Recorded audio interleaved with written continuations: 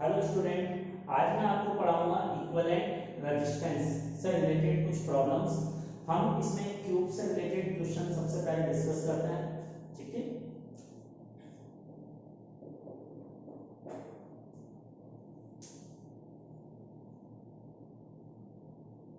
अब देखो क्यूब बनाने का आसान तरीका ये है, इस तरह के स्क्वायर बना लो और इस तरह से एक और स्क्वायर बना लो। अब स्क्वायर बनाने के बाद तो ये हमारा बन गया क्यूब। क्यूब में टोटल कितनी लाइन होती है, कितनी साइड होती है, हर लाइन के करस्पॉन्डिंग एक रेजिस्टेंस है आर।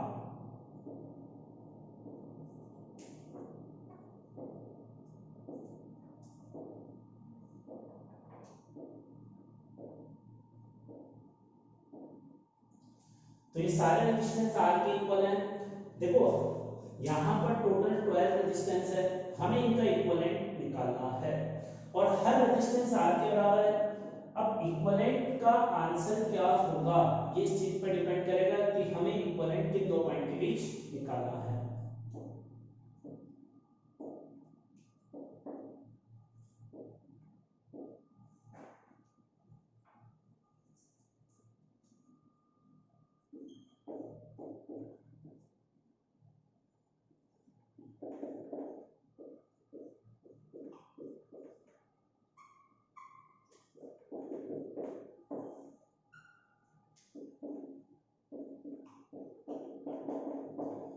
देखो यहाँ पर मैं सबसे पहले 1 और 8 के बीच इक्विवेलेंट रेजिस्टेंस निकाल रहा हूँ।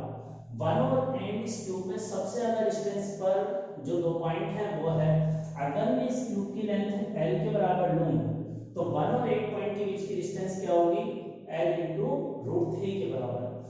ठीक है, तो ये सबसे डिस्टेंस वाले जो दो पॉइंट है इनके बीच इक्विवेलेंट रेजिस्टेंस निकालना है। तो सबसे पहले करो इसको ट्राई और मेरे वीडियो को आप पॉज कर सकते हैं और इन तीनों पार्ट का आंसर निकाल के बताओ। ठीक है,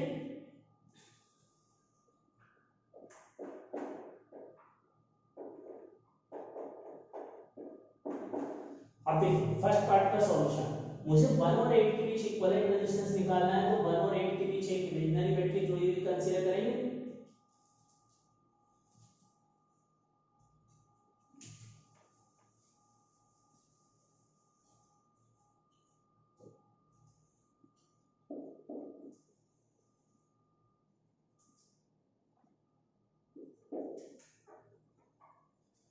अब देखो यहां से मान लेते हैं बैटरी में से आई करंट फ्लो हुआ, यहां आकर ये तीन पार्ट्स में डिवाइड होगा। एक रास्ता यह है, दूसरा रास्ता यह है और तीसरा रास्ता यह है। अब ये तीनों रास्ते आइडेंटिकल है या नहीं उसको चेक करने के लिए यहां से वापस इस 8 वाले पॉइंट से आई करंट बाहर निकल रहा है। अब देखो ये जो ऊपर करंट जाएगा ये कम से कम कितने रेजिस्टेंस में होकर जाएगा कि 8 से बाहर निकल जाए। 8 तक पहुंचने के लिए कम से कम कितनी लाइनें कवर करनी होगी, एक यह, दूसरी यह और तीसरी यह। कम से कम 3 रेजिस्टेंस में से होकर जाएगा, जबकि इधर जो करंट जाएगा वो कम से कम 1 2 और 3, ये भी 3 से जा रहा है। और ये वाला देखें तो 1 2 और 3। तो हम ये कह सकते हैं यहां से करंट 8 में करके अगर 8 वाले पॉइंट से बाहर निकलेगा तो तीनों रास्ते एक जैसे हैं। इस वाले रेजिस्टेंस के सामने भी इस वाले पॉइंट के इधर भी R, इसके बाद R, ये भी R, और ये R आगे जाकर दो पार्ट्स में डिवाइड हो रहा है, ये भी R दो पार्ट्स में डिवाइड हो रहा है। तो हर जगह सिमेट्री है। और करंट में क्या होता है, ग्रेविटी का कोई फर्क नहीं पड़ता कि ये वाला करंट ऊपर जा रहा है या हॉरिजॉन्टल जा रहा है तो अलग अलग होगा, तो ग्रेविटी का कोई फर्क नहीं पड़ता। तो हम इस तरह से, ये बेसिकली सिमेट्रिकल सर्किट वाले क्वेश्चन कहलाते हैं, इसमें हमें सिमेट्री ऑब्जर्व करनी होती है।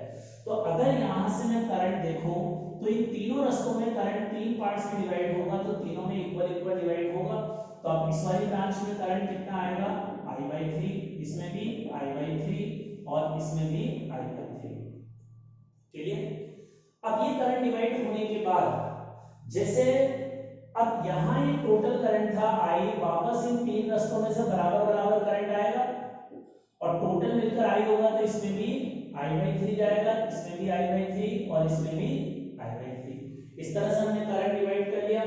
अब यहां देखो अगर यहां 5 में जो करंट आ रहा है वो वापस यहां आकर दो पार्ट्स में डिवाइड हो रहा है ना, तो दोनों में बराबर बराबर डिवाइड होगा, तो यहां I/6 और इस वाली ब्रांच में भी I/6 जाएगा। तो इस तरह से करंट हमने देख लिया डिवाइड करके। अब इसके बाद इसका इक्विवेलेंट रेजिस्टेंस निकालने के लिए हमारे पास दो मेथड है। मैं पहले फर्स्ट मेथड केवीएल की हेल्प से डिस्कस कर रहा हूं। इसका सॉल्यूशन फर्स्ट मेथड में केवीएल की अप्लाई।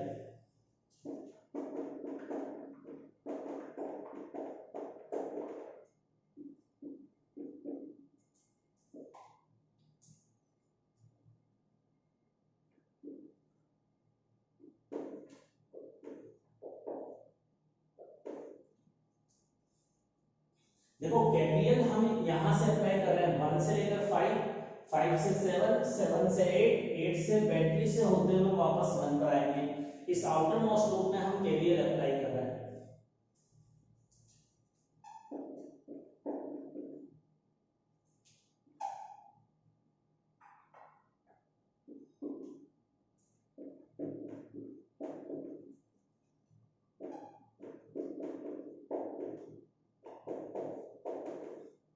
ये केवीएल की इक्वेशन बनेगी। यहाँ ये प्लस टर्मिनल करंट ऊपर की तरफ जा रहा है तो ये प्लस ये माइनस, और प्लस से 1 से हम 5 की तरफ जा रहे हैं, प्लस से माइनस तो नेगेटिव आएगा, ये पोटेंशियल डिफरेंस, और पोटेंशियल डिफरेंस ओम्स लॉ से निकलेगा करंट इनटू इसका रेजिस्टेंस R। क्लियर?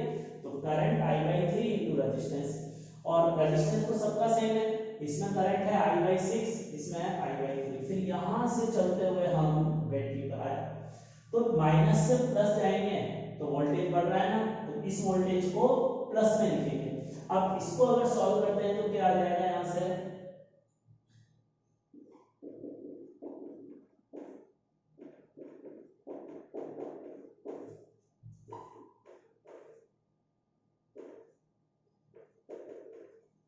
ये V बराबर 5R/6 के बराबर आया हमारे पास, 5R/6 के इक्वल आ रहा है।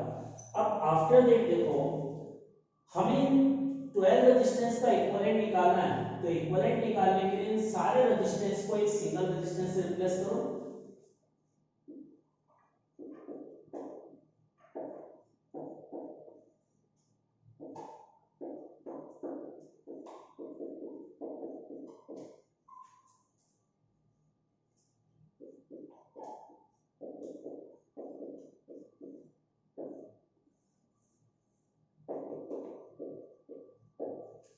तो देखो अब मैंने यहां इन 12 रेजिस्टेंस को एक सिंगल रेजिस्टेंस से रिप्लेस किया, उस सिंगल रेजिस्टेंस को ही इक्विवेलेंट रेजिस्टेंस कहेंगे, बट तब कहेंगे जब सेम बैटरी से जोड़ने पर उसमें सेम करंट पास हो। अब इसमें अगर ओम्स लॉ लगाएं तो V इसके अक्रॉस पोटेंशियल डिफरेंस है, तो करंट इनटू रेजिस्टेंस, तो V बराबर I इनटू R इक्वल है। अब यहां V की वैल्यू और इस इक्वेशन में V की वैल्यू को बराबर कर दें, जब V इक्वल करेंगे तो I से I कैंसिल आउट हो जाएगा और आंसर आ जाएगा 5R/6। करंट इसको नॉट। अब इस क्वेश्चन का सेकंड मेथड 1 और 8 के बीच इक्विवेलेंट रेजिस्टेंस निकाला था और हमारा आंसर आया था 5R/6। हमने केवीएल की हेल्प से किया था। दूसरा मेथड देखो, अभी मैंने आपको जैसे बताया यहाँ बैटरी में से I करंट आएगा, यहाँ 3 पार्ट्स में डिवाइड होगा और यहाँ डिवाइड होकर करंट को यहाँ से बाहर निकलना है। तो ये तीनों रास्ते एक जैसे हैं और तीनों में बराबर बराबर करंट डिस्ट्रीब्यूट होगा। अब देखो अगर तीनों रास्तों में करंट बराबर जा रहा है और तीनों रास्तों का रेजिस्टेंस भी बराबर है ना, रेजिस्टेंस बराबर, तो तीनों रास्तों का पोटेंशियल डिफरेंस भी I इनटू R से बराबर होगा। अब देखो अगर इन तीनों रेजिस्टेंस में पोटेंशियल डिफरेंस बराबर है तो ये बताओ 2, 3 और 5 में से किस पॉइंट का पोटेंशियल ज्यादा होगा। देखो ये पॉइंट कॉमन है और इन तीनों पॉइंट का यहाँ पर पोटेंशियल डिफरेंस, यहाँ पोटेंशियल डिफरेंस और यहाँ पोटेंशियल डिफरेंस सेम है। इसका मतलब ये हुआ ना कि सेकंड पॉइंट, थर्ड पॉइंट और 5 पॉइंट का पोटेंशियल सेम है। और अगर किसी पॉइंट का पोटेंशियल सेम होता है तो इनको हम आपस में मिला सकते हैं, इनको सेम पॉइंट कह सकते हैं। ये तीनों पॉइंट सेम पोटेंशियल पर होंगे, यहाँ इन तीनों रेजिस्टेंस में पोटेंशियल डिफरेंस सेम है, तो मैं कह सकता हूँ इन तीनों रेजिस्टेंस पैरेलल कॉम्बिनेशन है। और पैरेलल कॉम्बिनेशन होने के लिए सेकंड, थर्ड और फिफ्थ पॉइंट सेम पोटेंशियल को होना चाहिए। तो क्या करते हैं,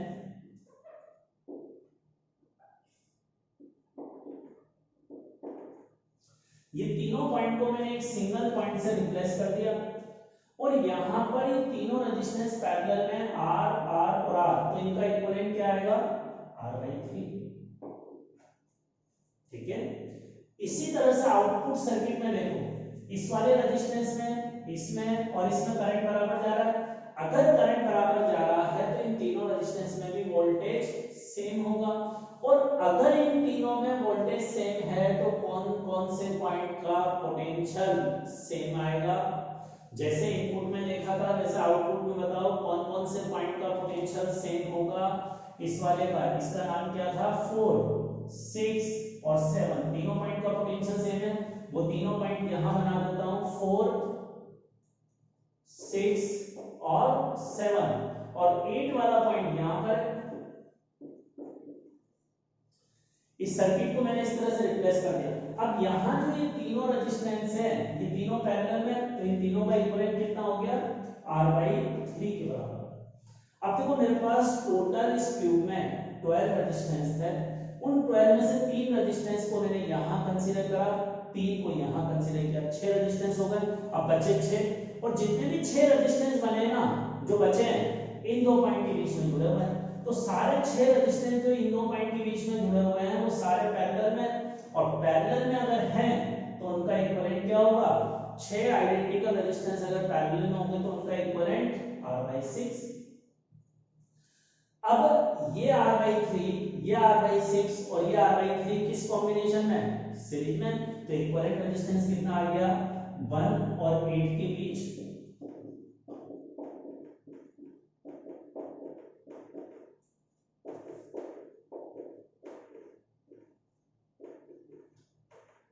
ये अपना फर्स्ट पार्ट का आंसर। तो ये सेकंड मेथड है फर्स्ट पार्ट को सॉल्व करने का। हम केवीएल की हेल्प से भी कर सकते हैं और बिना केवीएल की हेल्प से भी इस क्वेश्चन को सॉल्व किया जा सकता है। करने इसको अब देखिए इस क्वेश्चन का सेकंड पार्ट में मुझे 1 और 4 पॉइंट के बीच में इक्विवेलेंट रेजिस्टेंस निकालना है। तो ये 1 पॉइंट, ये 4th नंबर का पॉइंट, इनके बीच इक्विवेलेंट निकालने के लिए एक इमेजिनरी बैटरी को 1 और 4 के बीच में जोड़ देंगे। हमने इस तरह से जोड़ दिया। अब पहले की तरह करंट एज्यूम करते जाते हैं। तो यहाँ बैटरी में से मान लो I करंट पास हुआ, यहाँ आने के बाद करंट्स वापस 3 पार्ट में डिवाइड होगा ना। अब लेकिन यहाँ 3 पार्ट में डिवाइड होकर फिर यहाँ से वापस ये 3 पार्ट में मिलकर करंट I बन रहा है। देखो इस रास्ते से अगर कोई करंट जाएगा, मान लो X करंट गया, तो ये X करंट कम से कम कितने तारों से होता हुआ जाएगा और इस 4th नंबर के पॉइंट से बाहर निकलेगा, क्योंकि जो भी करंट यहाँ से एंटर कर रहा है अल्टीमेटली 4th वाले पॉइंट से करंट बाहर आ रहा है बैटरी में। अब यहाँ से जो करंट आएगा इस रास्ते में गया 1, 2, 3 और 4 रास्ते कवर करके 4th पर पहुंचा। तो ये X वाला करंट जो है कम से कम 4 रेजिस्टेंस में होकर जाएगा और 4th पॉइंट से निकलेगा।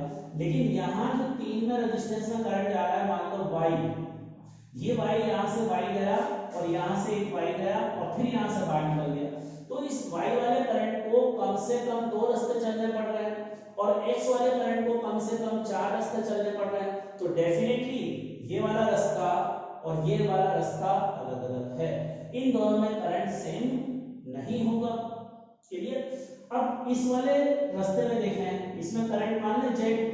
अब यहां से जो Z गया वो Z यहां से चलकर यहां तक पहुंचने में कितने वायर को क्रॉस करेगा, 1 और 2। तो इसका मतलब Y वाला करंट भी 2 रास्तों में चल रहा है और Z वाला भी 2 रास्तों में चल रहा है। तो इसका मतलब Y और Z करंट बराबर है और X करंट अलग अलग है। तो अब मैंने इस वाले करंट को भी क्या मान लिया, Y ही कंसीडर कर लो। तो ये तो हो गया इनपुट। अब आउटपुट में सिमेट्री देखो, यहां से इसका मतलब I करंट कितना होगा, X + 2Y के बराबर होगा। यहां जो I करंट आ रहा था वो 3 टुकड़ों में इस रेशियो में बटा X Y Y के रेशियो में। अब यहां से वापस उतना ही तो करंट आएगा I, 2X प्लस नहीं X + 2Y के बराबर यहां से बाहर आएगा। अब अब ये इनपुट में जैसे रेजिस्टेंस है वैसे ही आउटपुट में रेजिस्टेंस है, तो यहाँ आउटपुट में करंट ऐसा आ रहा होगा, इधर से कुछ, इधर से कुछ और इधर से कुछ। अब इनपुट और आउटपुट की सिमेट्री देखकर बता सकते हो यहाँ से जो नीचे करंट आएगा वो कितना करंट आएगा। भाई यहाँ जो था आई करंट आकर 3 पार्ट्स में डिवाइड हुआ था, जिस रेशियो में यहाँ इनपुट में डिवाइड हुआ है उसी रेशियो में आउटपुट वाले सर्किट में भी करंट डिवाइड होगा। तो यहाँ से करंट कितना आ रहा होगा x, और इस वाले तार से करंट y के बराबर, और इस वाले तार से करंट y के बराबर आ रहा होगा। तो इस तरह से ये करंट डिस्ट्रीब्यूट होगा। कर लो इसको।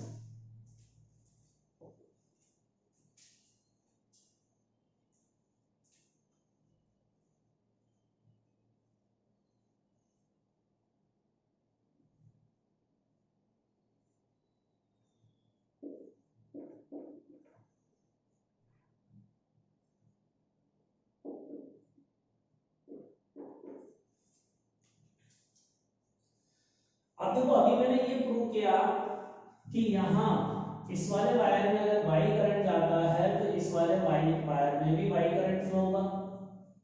अब अगर यहाँ से वाई करंट आ रहा है और पूरा वाई करंट इधर जा रहा है तो इस वाले वर्टिकल वायर में करंट कितना है, केसीएल लगाएंगे यहाँ इस पॉइंट पर, किरचॉफ करंट लॉ लगाएंगे तो इस वायर में कितना करंट फ्लो होगा, वाई करंट इनकमिंग है, वाई करंट आउटगोइंग है, तो इस वायर में कोई करंट फ्लो नहीं होगा ना। अगर इस वायर में कोई भी करंट फ्लो होता है ऊपर या नीचे तो ये वाई और वाई बराबर नहीं हो सकता, लेकिन ये वाई करंट और ये वाई करंट तो इक्वल होगा, हमने सिमेट्री से देखा। इसका मतलब इस वाले वायर में करंट नहीं जा रहा, जो थर्ड पॉइंट यही था ना हमारा, ये फोर्थ पॉइंट था, ये 5, ये 6, ये 7, 8, तो इस 3 से लेकर 7 के बीच में जो वायर बंधा हुआ है इसमें कोई करंट फ्लो नहीं हो रहा ना। और अगर किसी वायर में करंट फ्लो नहीं होता है तो इस वायर को हम सर्किट से हटा सकते हैं, इस रेजिस्टेंस को यहाँ से ओमिट कर सकते हैं, तो यहाँ से इस रेजिस्टेंस को हटा देते हैं क्योंकि इसका कोई यूज नहीं है, इसमें करंट फ्लो नहीं हो रहा, तो ये करंट इसमें नहीं फ्लो हो रहा, तो इस रेजिस्टेंस को हमने हटा दिया। अब उसी प्रकार से यहाँ इस वाले वायर में मैंने करंट y माना था और ये y करंट इधर गया था, तो अब इसी तरह से बताओ कौन से दो पॉइंट के बीच में जुड़ने वाले वायर में करंट और नहीं फ्लो होगा। यहाँ से y करंट आया, यहाँ y पूरा चला गया, तो इस वाले रेजिस्टेंस में कोई करंट नहीं जाएगा ना, जो 2 से 6 के बीच में बना हुआ है, तो इस वायर को भी हम सर्किट से हटा हुआ मान सकते हैं, तो 2 और 6 के बीच वाला वायर भी हमने सर्किट से हटा हुआ कंसीडर कर लिया। अब ये डायग्राम ये बचा, तो इसको हमने जो दो वायर है हमने सिंपल ऑब्जर्वेशन से ही पता किया कि इन 12 में से 2 वायर ऐसे होते हैं जिनमें कोई करंट ही नहीं फ्लो होता। अब देखो अगर करंट नहीं फ्लो होता तो अब यहाँ ये रेजिस्टेंस R, ये रेजिस्टेंस R, ये भी R और ये भी R, इन चारों R का इक्विवेलेंट क्या होगा, इन चारों R का इक्विवेलेंट क्या है, देखो R और R सीरीज में 2R, ये भी 2R, 2R and 2R parallel में, तो इक्विवेलेंट कितना हो गया चारों रेजिस्टेंस का, R के बराबर हो गया ना। इन चारों को हटाकर एक R जोड़ सकता हूं और ये R, और ऐसे ही इन चारों का भी R होगा, इन चारों का रेजिस्टेंस भी R हो गया उसी तरह से। तो अब इस सर्किट को हम रिप्लेस कर सकते हैं बहुत आसानी से,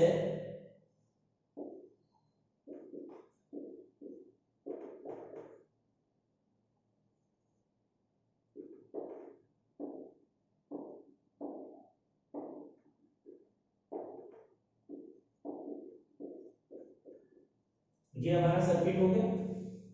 इसका इक्विवेलेंट इन चार को हमने R से रिप्लेस करा, और जो R इन चार से रिप्लेस होकर बनेगा वो 5 और 8 पॉइंट के बीच आएगा, तो 5 और 8 के बीच में वो R है। इसी तरह से यहाँ की इन चारों का इक्विवेलेंट है वो 1 और 4 के बीच में। अब बैटरी ऐसे जुड़ी हुई है, इसका इक्विवेलेंट रेजिस्टेंस निकालने के लिए अब ये R और R ये सीरीज में है ना, ये तीनों R सीरीज में, और इन तीनों R का इक्विवेलेंट इस R के साथ पैरेलल में। तो अब इस पूरे सर्किट का इक्विवेलेंट रेजिस्टेंस 1 और 4 पॉइंट के बीच कितना आ गया, R पैरेलल कॉम्बिनेशन में 3R के साथ। तो अब इसका इक्विवेलेंट आ जाएगा अपने पास 3r/4। तो ये इसका आंसर। कर लें इसको नोट। अब देखिए अगला पार्ट, हमारा लास्ट पार्ट इस क्वेश्चन का, मुझे सबसे नजदीक में जो दो पॉइंट हैं इनके बीच इक्विवेलेंट रेजिस्टेंस निकालना है। अच्छा देखो, इसमें 1 और 2 के बीच इक्विवेलेंट निकाले हैं, 2 और 4 के बीच निकाले, बात बराबर है, सबके आंसर सेम होंगे, ठीक है।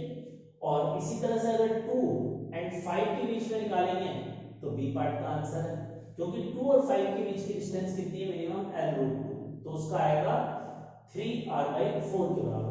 खैर अभी मुझे 1 और 2 के बीच इक्विवेलेंट रेजिस्टेंस निकालना है, तो इसमें हम वापस करंट को डिस्ट्रीब्यूट करके देखेंगे कि कौन कौन से रेजिस्टेंस में करंट सेम होगा, कौन से में अलग होगा। तो देखिए यहां से मान लो I करंट आया, यहां आकर वापस 3 पार्ट्स में डिवाइड हो रहा है। अब ये इधर मान लो X करंट गया, इधर Y गया और इधर Z गया।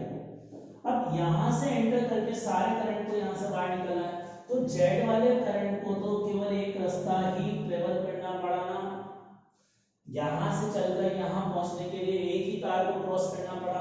इस Y वाले वायर को, Y वाले करंट को कम से कम कितने रास्ते चलकर इस 2 से बाहर निकलेगा, एक तो ये रेजिस्टेंस, दूसरा यह और तीसरा ये, कम से कम 3 रास्ते चलने पड़ेंगे।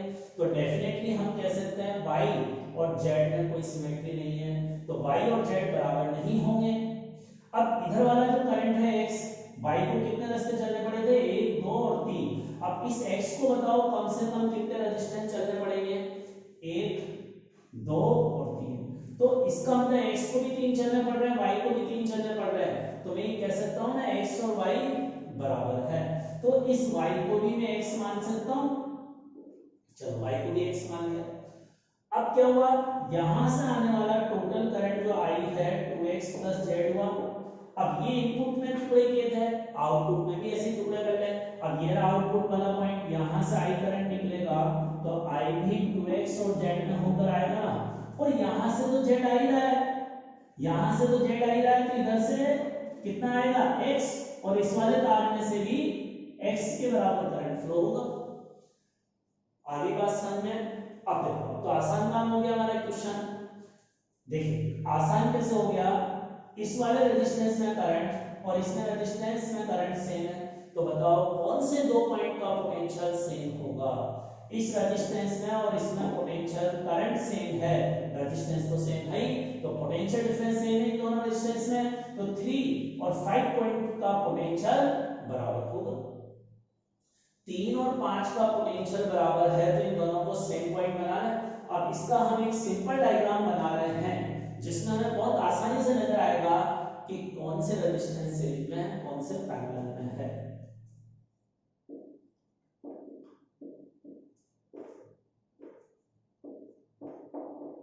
देखो 1 और 2 के बीच तो एक आर था जो बैटरी जोड़ रही थी। अब 3 और 5 का पोटेंशियल क्या है, सेम है, तो 3 और 5 को एक ही जगह बना लो, और 3 और 5 के बीच में ये दो रेजिस्टेंस बना लो ऐसे, R और R, ठीक है। एक 1 और 3 के बीच जुड़ रहा है, एक 1 और 5 के बीच जुड़ रहा है। इसी तरह से देखो इस वाले रेजिस्टेंस में करंट और इसमें करंट अगर बराबर है, तो 4 का पोटेंशियल और 6 का पोटेंशियल बराबर होगा, तो 4 और 6 को हम एक ही जगह बना सकते हैं, ये 4 को और 6 को यहां बना दिया, तो ये एक R और ये एक R, ऐसा बन गया। अब कौन सा पॉइंट बचा, ये कवर हो गया, 7 बच रहा है और 8 बच रहा है, तो 7 यहां कहीं होगा और 8 यहां कहीं होगा।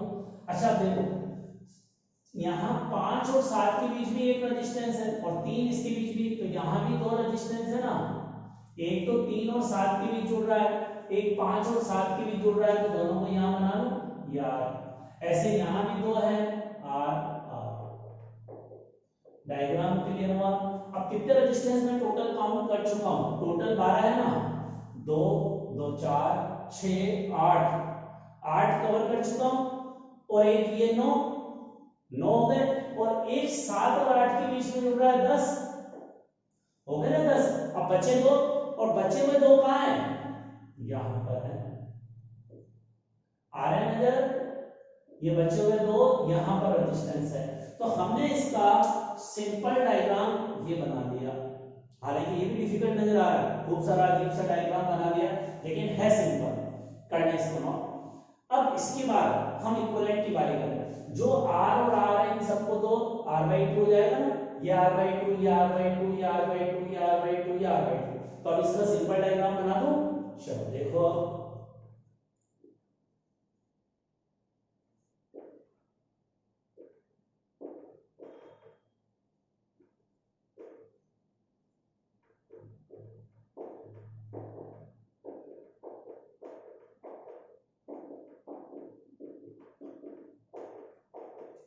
ये सिंपल डायग्राम हो गया। जहां जहां दो वायर थे मैंने r/2 लिख दिए। अब इसको सॉल्व करने के लिए देखो, ये तीन रेजिस्टेंस किस कॉम्बिनेशन में है, सीरीज में है ना, तो सीरीज में तीनों को जोड़ देंगे तो कितना आएगा इक्विवेलेंट, 2r आया इनका इक्विवेलेंट। और वो 2r इस r/2 के साथ पैरेलल में, तो 2r और r/2 का पैरेलल में अगर आंसर निकालूंगा तो क्या आएगा, 2r और r/2 पैरेलल में। अब इनका इक्विवेलेंट निकालते हैं, तो इनके इक्विवेलेंट का मतलब इस ऊपर ऊपर वाले का रेजिस्टेंस का इक्विवेलेंट निकाल रहा हूं, इन सब का, वो यहां मैंने निकाला इसका इक्विवेलेंट, तो कितना होगा 2r r/2 प्लस 5r/2, 2 से 2 कैंसिल, तो कितना आया 2r/5। इन सब का इक्विवेलेंट ये आ गया। अब देखो इसका एक दूसरा डायग्राम और बना देते हैं हम।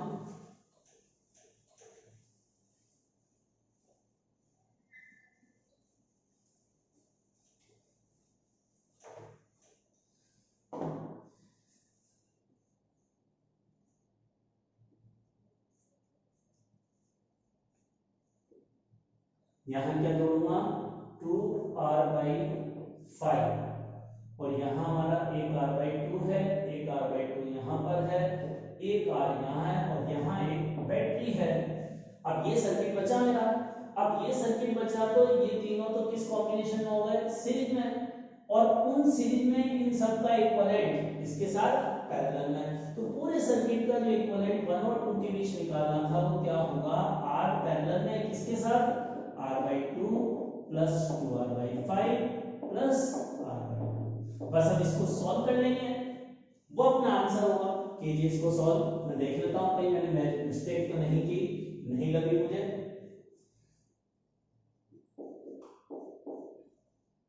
और ये कितना हो जाएगा, r में 7r/5, और इसको सॉल्व करूंगा तो कितना आएगा 7r/12। ये अपना आंसर हो गया।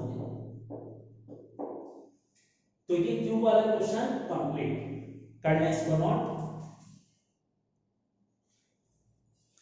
अब देखो वापस एक सिमेट्रिकल सर्किट पर हमने एक प्रॉब्लम ली है। इस तरह से हमारे पास टोटल 8 रेजिस्टेंस का एक नेटवर्क है, और ये सारे रेजिस्टेंस आइडेंटिकल है, सब R के बराबर हैं, और इनका इक्विवेलेंट मुझे निकालना है।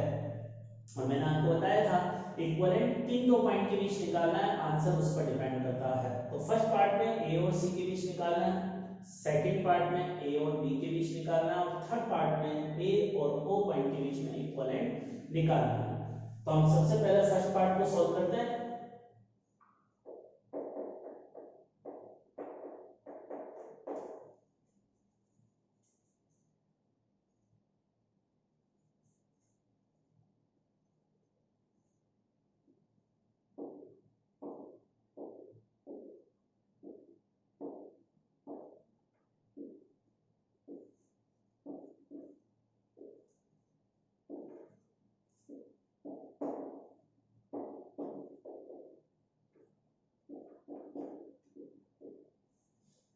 अब देखो सारे रेजिस्टेंस आइडेंटिकल है ना, करंट का डिस्ट्रीब्यूशन करें तो मैंने यहां से जो करंट आएगा इस वाली ब्रांच में, यहां आकर करंट कितने पार्ट्स में डिवाइड हो रहा है, तीन रास्तों में डिवाइड हो रहा है ना। अब यहां जो करंट जाएगा, अगर x मान लेता हूं, यहां वाला करंट y कंसीडर कर लेता हूं, यहां वाला करंट मैं z के बराबर मान लेता हूं। अब ये देखना है यहां से चलकर करंट इस वाले एंड से बाहर आएगा और I के बराबर, यहां भी तीन रास्तों से आएगा करंट, और इनपुट में रेजिस्टेंस और आउटपुट में रेजिस्टेंस सेम है। इसका मतलब यहां से अगर x जा रहा था तो इधर से भी x आएगा, इधर से y आएगा, और इधर से z आएगा। यही है ना करंट। अब इसका मतलब, अब इसमें और चीज देखो, यहां पर अगर हम देखें, यहां पर अगर हम ऑब्जर्व कर रहे हैं तो इसमें यहां से x करंट गया, यहां y गया, यहां z गया। अब इस x वाले करंट को यहां से चलकर यहां आगे गया, फिर यहां C पॉइंट तक पहुंचने में 2 रेजिस्टेंस क्रॉस करने पड़े कम से कम, और y वाले करंट को भी 2 रेजिस्टेंस क्रॉस करने पड़े, और z वाले को भी 2 रेजिस्टेंस क्रॉस करने पड़े। तो हमें ऐसा लग रहा है कि ये तीनों रास्ते तो सर अलग अलग है, तीनों में 2 रेजिस्टेंस क्रॉस करके हम आउटपुट पर पहुंचे, लेकिन क्या हो रहा है इसमें थोड़ा सा अलग ये नजर आ रहा है कि यहाँ जो करंट जा रहा था ना, उसके आगे इस बी पॉइंट पर तो 2 रास्ते में डिवाइड हुआ करंट आगे जाकर, लेकिन ये वाला वाई वाला करंट यहाँ आने के बाद 3 रास्तों में डिवाइड होगा। तो यहाँ वाला करंट 2 रास्तों में डिवाइड हो रहा है, यहाँ 3, तो ये दोनों रास्ते तो सेम नहीं है, तो x और y वाले रास्ते सेम नहीं है, लेकिन x और z वाले रास्ते तो सेम है ना। तो x और z के रास्ते अगर सेम है तो हम x बराबर z ले सकते हैं, तो हमने x बराबर z ले लिया। वैसे देखो सिमेट्रिकल वाले सर्किट है ना, कई सारे ऐसे होते हैं जितनी हमें सिमेट्री ज्यादा नजर आएगी ना, हमारा सॉल्यूशन उतना जल्दी आ जाएगा और छोटा होगा। अब मैंने भी आपको कहा कि मुझे x और y में सिमेट्री नजर नहीं आ रही, मैं x और y को बराबर करंट नहीं ले पा रहा, लेकिन आगे मैं प्रूव करूंगा कि x और y में दोनों में करंट भी बराबर जाएगा। लेकिन मुझे अभी मैं सेटिस्फाइड नहीं हूं, सिमेट्री मुझे नजर नहीं आ रही, तो मैं उस मेथड पे काम कर रहा हूं। तो अभी इस वाले करंट को और इस वाले करंट को तो मैं बराबर कह सकता हूं ना, और करंट में ऐसा नहीं कि इंक्लाइंड प्लेन पे ऊपर जा रहा है, सर ये इंक्लाइंड प्लेन पे नीचे जा रहा है, तो नीचे जाने वाला करंट ज्यादा होगा, करंट में ग्रेविटी का कोई फर्क नहीं हो रहा है। तो यहां भी मैं x करंट मान लूं और यहां भी x करंट कंसीडर कर लेता हूं। क्लियर यहां तक? आगे बढ़े अब इसके बाद, चलिए तो आगे बढ़ते हैं अब इसमें।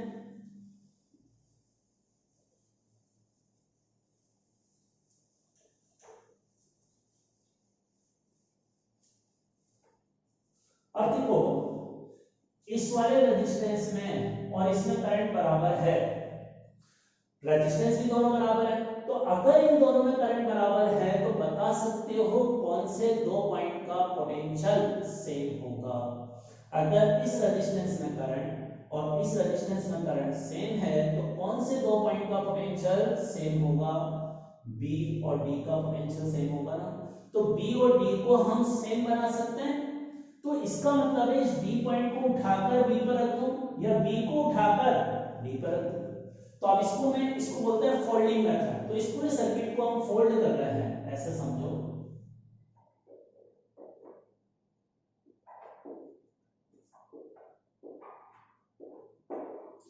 अब देखो जैसे यहां फोल्ड करूंगा तो यहां ये वाला रेजिस्टेंस और ये वाला रेजिस्टेंस पैरेलल है ना, तो इन दोनों का इक्विवेलेंट कितना आ गया R/2, तो R/2 यहां जोड़ दो, और यहां भी तो 2 रेजिस्टेंस है, एक और B के बीच, एक और D के बीच, तो वो भी पैरेलल में, तो उनका इक्विवेलेंट R/2। ऐसे यहां भी 2 है, एक C और B के बीच है और एक C और D के बीच है, उनका इक्विवेलेंट R/2। लेकिन यहां तो एक पॉइंट, ये एक पॉइंट, तो इनके बीच तो एक R ही होगा, और ऐसे ही और C के बीच भी एक R होगा। तो इस वाले पूरे सर्किट को मैंने, जो हमारे पास टोटल 8 रेजिस्टेंस थे, उनको 5 रेजिस्टेंस में मैंने रिप्लेस कर दिया, और बैटरी मेरी यहां जुड़ रही है। अब देखो 5 रेजिस्टेंस से तो व्हीटस्टोन ब्रिज बनता है, ये व्हीटस्टोन ब्रिज बन गया ना। क्या व्हीटस्टोन ब्रिज बैलेंस है, उसको चेक करें। तो बैलेंस होने के लिए क्या करते हैं हम, इन दो रेजिस्टेंस का रेशियो इन दो के बराबर आ रहा है क्या, इन दो रेजिस्टेंस का रेशियो 1/2, इन दोनों का भी 1/2, तो ये बैलेंस हो रहा है, और बैलेंस हो रहा है तो इस वाले रेजिस्टेंस में करंट नहीं जाएगा। क्लियर? तो अब हम समझ में आई बात, ये व्हीटस्टोन ब्रिज है, 5 रेजिस्टेंस है और बैलेंस कंडीशन में है, क्योंकि इन दो का रेशियो इन दो के बराबर है। या तो इन दो का रेशियो इन दो के बराबर कर दो, या इन दोनों का रेशियो इन दोनों के बराबर हो। तो अब इस बीच वाले रेजिस्टेंस में करंट नहीं जाएगा, तो इसको सर्किट से हटा हुआ कंसीडर कर सकते हैं हम, तो इसको हटा दें। अब इसको हटाते ही ये R/2 और ये R/2 किस कॉम्बिनेशन में हो गए, सीरीज में हो गए, तो R हो गया, और ये R और R भी सीरीज में, तो इनका इक्विवेलेंट टू आर, उसका इक्विवेलेंट आर, और टू आर किस कॉम्बिनेशन में, पैरेलल में। तो आंसर क्या हो गया, ए और सी के बीच two R and R parallel में, तो आंसर 2r/3, ये आंसर हो गया। आया समझ? तो अब इस आर में करंट हमने इस तरह से निकाल लिया, करंट इसको नो।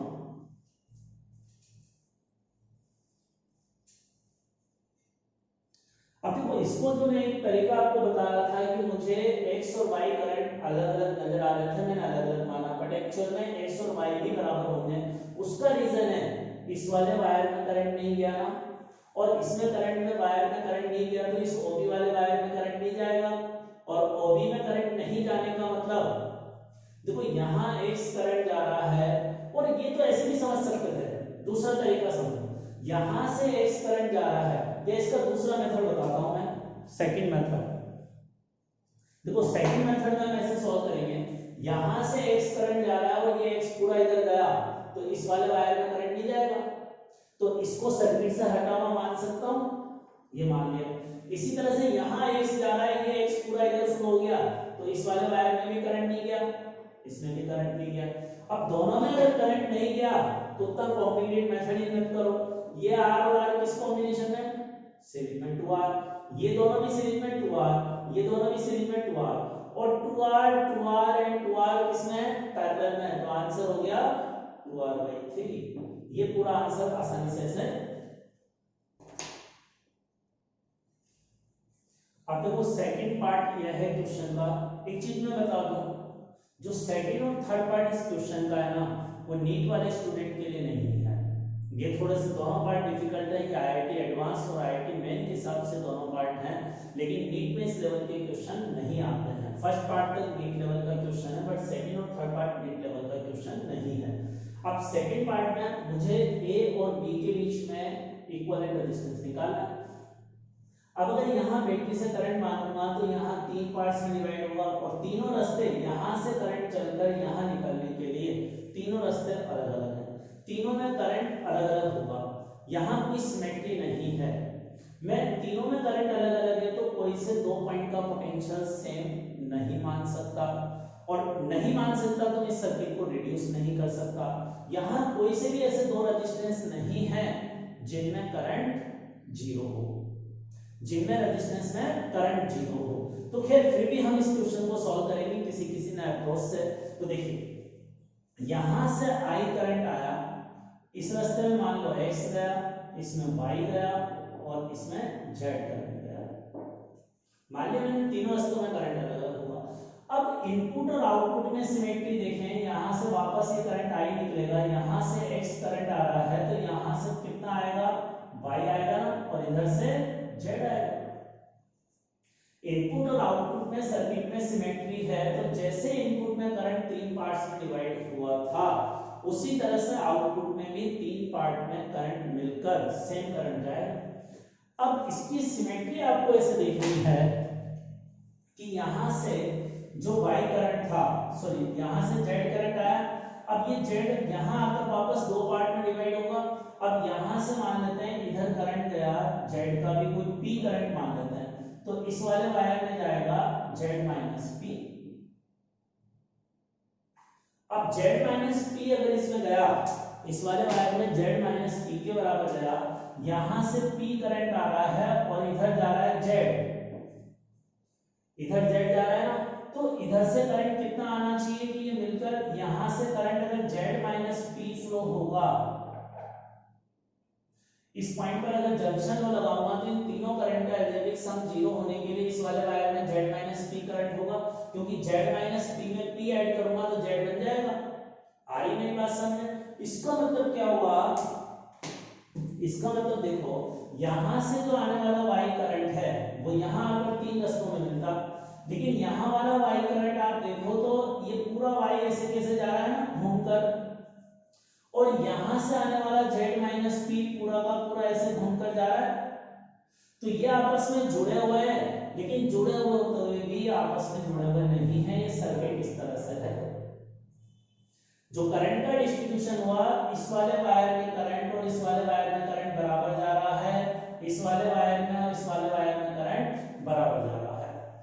अब इनमें अगर करंट बराबर जा रहा है तो ये आर और ये आर सीरीज में 2R, और 2R जो है इस आर के साथ पैरेलल में, तो इन तीनों रेजिस्टेंस का इक्विवेलेंट कितना आएगा, इन तीन का अगर इक्विवेलेंट निकालूंगा तो 2R एंड R पैरेलल में, तो आंसर 2R/3 हो गया ना। तो इनकी जगह 2R/3 लिख सकता हूं। इसी प्रकार से इधर का भी, ये भी तो 2R/3 होगा, ये भी 2R/3। तो अब इसका इक्विवेलेंट सर्किट बनाओ। ये अपना ए पॉइंट था, ये बी पॉइंट, यहां मैंने लिखा 2R/3, ये बैटरी थी, ये R, ये R, और यहां भी 2R/3 था। जो ये बी और सी पॉइंट के बीच में तीन रेजिस्टेंस है, इनका इक्विवेलेंट 2R/3 आया था, तो ये सर्किट इस तरह से रिड्यूस हो गया।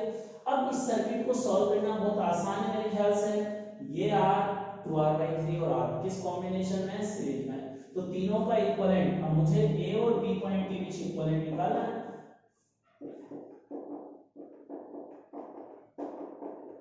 ये तीनों सीरीज में थे ना, और इन तीनों का जो इक्विवेलेंट है इस 2R/3 के साथ पैरेलल में, तो ये पैरेलल का साइन 2R/3 के साथ। अब इनका आंसर हम सॉल्व कर सकते हैं, तो क्या आ जाएगा,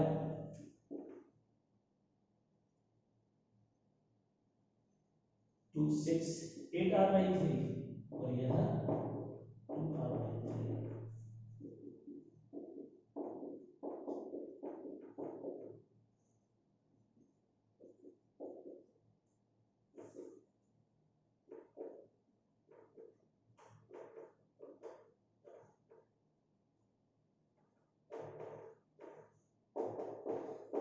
चेक कर लेना, कैलकुलेशन हो सकती है मेरी थोड़ी गलत हो, कैलकुलेशन में थोड़ा वीक हूं। कंसेप्ट मैंने आपको समझा दिया इसका सॉल्यूशन का, बी पार्ट का करना इसको नोट।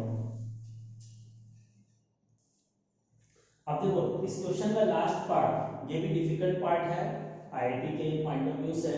मुझे इसमें ए और ओ पॉइंट के बीच में इक्विवेलेंट रेजिस्टेंस निकालना है। तो ए और ओ के बीच में मैंने एक इमेजिनरी बैटरी जोड़ दी। बैटरी का जो पॉजिटिव टर्मिनल है ना, ए पर जोड़ा, और वहां से करंट जा रहा है, और ओ से उतना ही करंट बाहर निकल रहा है। बैटरी डायग्राम में नहीं दिखा रहा ताकि डायग्राम हमारा कॉम्प्लिकेटेड नहीं हो।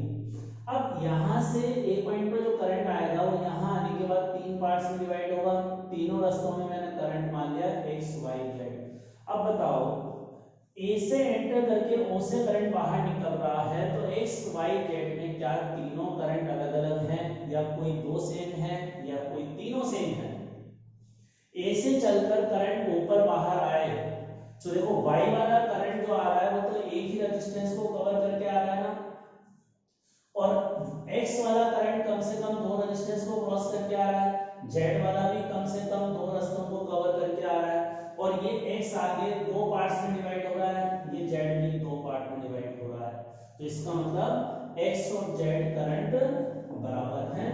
आया समझ में? X and Z current same होंगे, तो अब इसको मैं एक्स मान लूं। अब देखो, अगर ये एक्स और ये एक्स बराबर है तो कौन से दो पॉइंट का पोटेंशियल सेम है जिनको हम आपस में मिला सकते हैं? अगर दो रेजिस्टेंस में करंट बराबर जा रहा है तो उनके अक्रॉस पोटेंशियल डिफरेंस भी सेम होगा ना। तो वो दो रेजिस्टेंस पैरेलल में, तो मैं कह सकता हूं ये वाला रेजिस्टेंस और ये वाला रेजिस्टेंस पैरेलल में, तो इसका मतलब मेरे पास रिजल्ट ये आ गया बी और डी का पोटेंशियल बराबर होगा। तो मैं इस डी पॉइंट को उठाकर बी पर रख दूं या बी को उठाकर डी पर रख दूं, इस सर्किट को फोल्ड कर दूं मैं, तो आप देखो पिछले वाले क्वेश्चन की तरह है।